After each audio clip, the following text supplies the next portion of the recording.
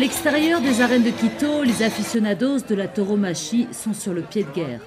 Le gouvernement parle d'interdire la mise à mort des taureaux lors des corridas en Équateur.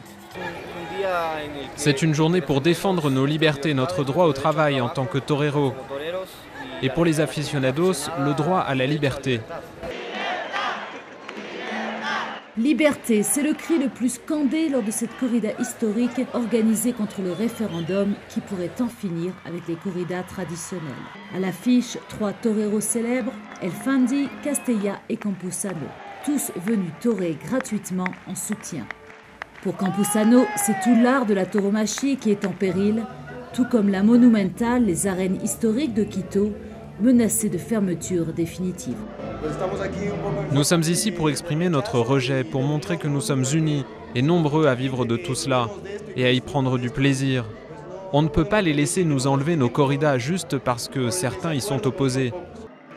Mais pour le gouvernement, les droits fondamentaux inscrits dans la Constitution doivent être défendus. C'est déjà reconnu dans la Constitution. On reconnaît les droits de la nature et les droits pour la vie, pour toute forme de vie qui existe dans la nature. Il est donc nécessaire de les protéger avec tous les moyens possibles.